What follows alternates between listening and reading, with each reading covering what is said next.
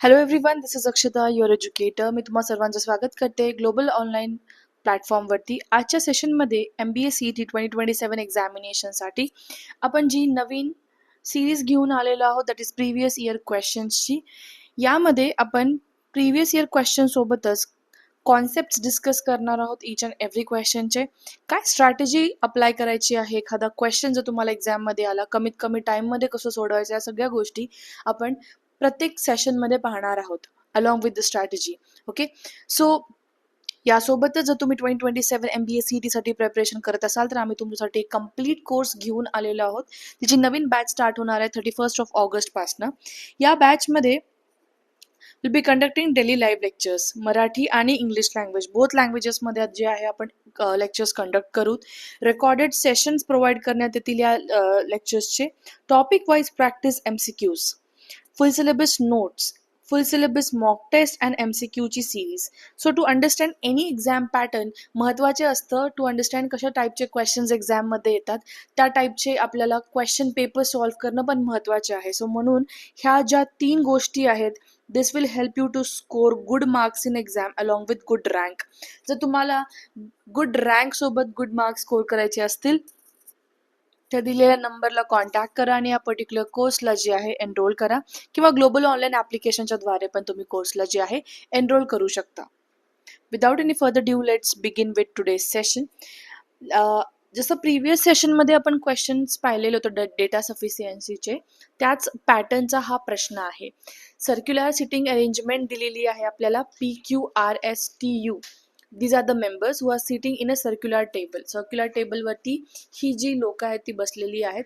आणि प्रश्न आपल्याला सरळ सरळ विचारण्यात आलेला आहे, how many person are facing the center. किती लोक जे आहेत यापैकी सेंटरकडे फेस करून बसलेले आहेत हे आपल्याला शोधायचं आहे. बट प्रश्नामध्ये आपल्याला काही पॉइंटर्स दिलेले आहेत. Look at this, pointer number 1 and pointer number 2.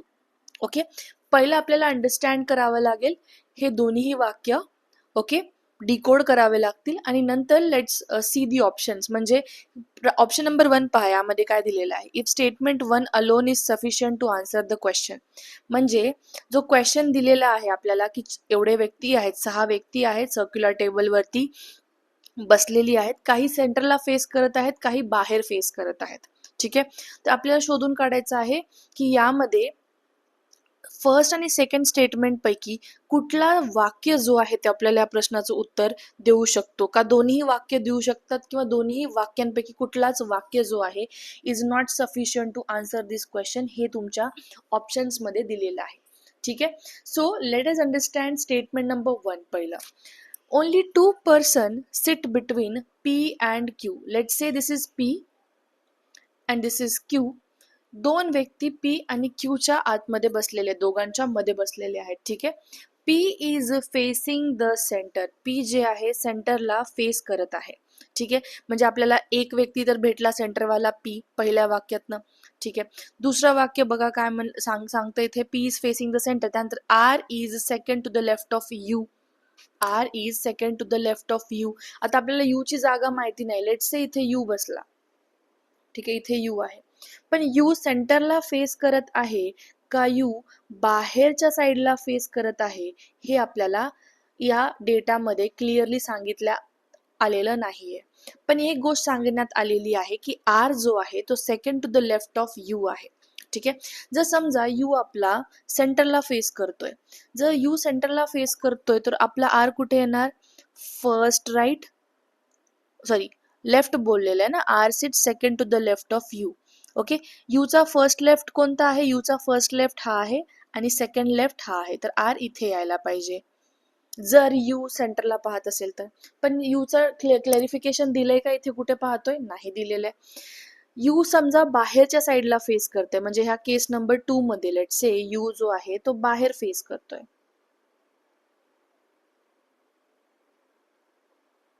इथे U आहे आपला. U समजा बाहेरच्या दिशेला फेस करून बसला तर त्याचा फर्स्ट लेफ्ट आणि सेकंड लेफ्ट कोणता होणार, हा फर्स्ट लेफ्ट असेल आणि हा सेकंड लेफ्ट असेल आणि R इथे आहे. इथे आपल्याला दोघांची पण पोझिशन माहिती नाहीये, ना आर ची माहिती आहे ना यू ची माहिती आहे. ठीक आहे, सो लेट अस कीप दिस स्टेटमेंट असाइड नाव. पुढे पहा, Q S and T do not face the same direction.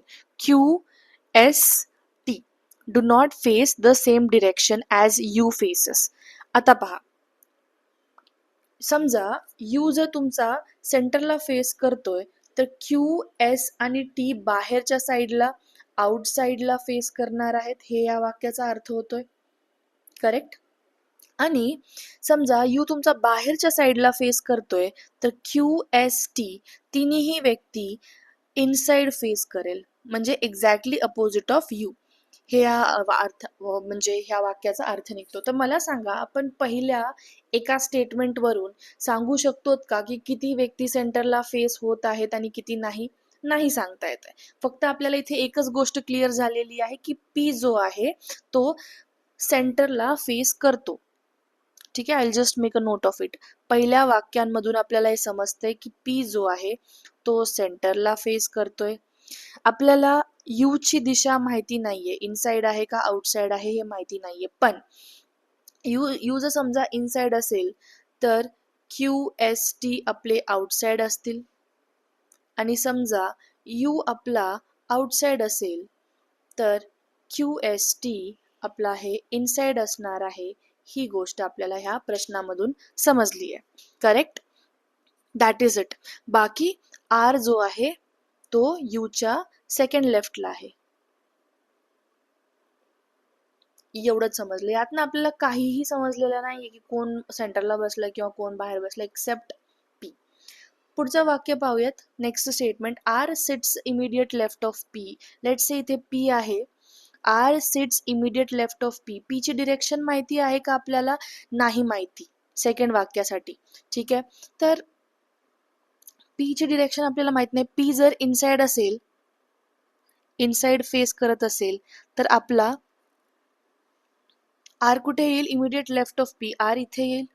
ठीक आहे, जसं पी समजा आपला बाहेरच्या साईडला फेस करतोय तर आर इथे येईल. सो पी इनसाइड असेल आणि पी आउटसाइड असेल तर केस डिफरंट आहे. ठीक आहे, आर इथे येऊ शकते किंवा इथे येऊ शकते. पी ची आपल्याला इथे डिरेक्शन क्लिअर नाही आहे. नेक्स्ट पहा, याच्यामध्ये काय दिलेलं आहे? Only 2 person seat between S and R. फक्त दोन व्यक्ती एस आणि आरच्या मध्ये बसत आहेत. एस आणि आरच्या मध्ये दोन व्यक्ती बसत आहेत. एस आणि आर, लेट्स से इथे एस आहे, एस आणि आरच्या मध्ये दोन व्यक्ती आहेत. समजा इथे आर आहे, आरची पोझिशन आपल्याला माहिती नाही, इथे पण असू शकते किंवा इथे पण असू शकते, डिपेंड्स ऑन पी. पी सेंटरला फेस करतोय का बाहेर फेस करतोय यावरती आर ची जागा फिक्स आहे. आर इथे पण येऊ शकतो, इथे पण येऊ शकतो. समजा आर इथे आला तर एस इथे येईल. समजा आर इथे असेल तर एस कुठे येईल? फर्स्ट, सेकंड आणि हा, या दोघांच्या मध्ये आपल्याला दोन व्यक्ती पाहिजेत. सो जर आपण दोन्ही वाक्य तर एकत्र जरी आणले तरी पण आपल्याला हे समजणार नाहीये की किती लोक सेंटरला फेस करत आहेत. तर या प्रश्नावरून आपल्याला हे समजायला पाहिजे की एखादा वाक्य, इवन फर्स्ट स्टेटमेंट मधूनच क्लॅरिफाय होईल की पहिला वाक्य तर जो आहे, इवन तुम्ही फर्स्ट स्टेटमेंट जेवढं आपण हे सोडवलं होतं यावरनं तर एवढं समजायला पाहिजे होतं की पहिलं वाक्य तर सफिशियंट नाहीच आहे. म्हणून जो is alone to option number 1 पहा. Okay, if statement 1 alone is sufficient to answer both the question but statement 2 is not sufficient to answer the question. हे पण वाक्य जे आहे ते चुकतंय का? कारण आपल्याला माहिती आहे दोन्ही वाक्यांना जर आपण एकत्र आणलं तरी पण कुठे ना कुठे आपल्याला सगळ्या व्यक्ती जे सेंटरला फेस करते ते सफिशियंट डेटा नाहीये. म्हणून इथे जो करेक्ट आन्सर असणार आहे आपल्याला तो even if both the statements are taken together, then the data is again not sufficient. The पहिला वाक्य statement 1 is alone not sufficient to answer the question, but statement 2 alone is not sufficient to answer the question. अर्थ काय निघतोय? पहिला statement जो आहे तो sufficient आहे, दुसरा नाहीये असं अर्थ निघतोय, बट हे चुकीचं आहे. सेकंड ऑप्शन वाचा, if statement number 2 is alone sufficient to answer the question but statement 1 is not sufficient to answer the question. Even 2 जो आहे ते सांगू नाही शकत आहे की कोण सेंटरला फेस करत आहे. ओके, सो हे पण चुकतंय. सी पहा, if statement either 1 or 2 is sufficient to answer the question, हे तर बिलकुलच नाही. का नाही? का कारण कुठला तरी एक, इदर म्हणजे काय निघतो अर्थ याच्यामध्ये, एक तर स्टेटमेंट नंबर 1 किंवा स्टेटमेंट नंबर 2 दोन्हीपैकी एक जो आहे तो उत्तर देत आहे आपल्याला. देत आहे का? नाही देते, म्हणून हे पण चुकलं. डी ऑप्शन पहा, if both the statement 1 and 2 are taken together are not sufficient to answer the question, this is the correct statement. दोघांना एकत्र आणल्यावरती सुद्धा the data is not sufficient to answer this particular statement. किती लोक सेंटरला face करतात हे आपण सांगू शकत नाही. आणि ई काय दिलेलं होतं, if both statement 1 and 2 are taken together they are sufficient to answer the question. No, they are not sufficient because only we are able to understand P is in the center. We are not able to understand की अजून कोण सेंटरला बसलंय. बाकी there is a dilemma. म्हणून हा क्वेश्चनचा answer जे आहे option number D is the correct answer. अशाच पद्धतीचे क्वेश्चन जर तुम्हाला पाहिजे असतील तर नेक्स्ट व्हिडिओला नक्की कनेक्ट करा. जर व्हिडिओ आवडला असेल तर नक्की व्हिडिओला लाईक करा, कॉमेंट करा, सबस्क्राईब करा चॅनलला, जेणेकरून मी अशा पद्धतीचे व्हिडिओ जेव्हा पण आले तुम्हाला त्या गोष्टीची नोटिफिकेशन भेटत जाईल. Thank you for joining the session.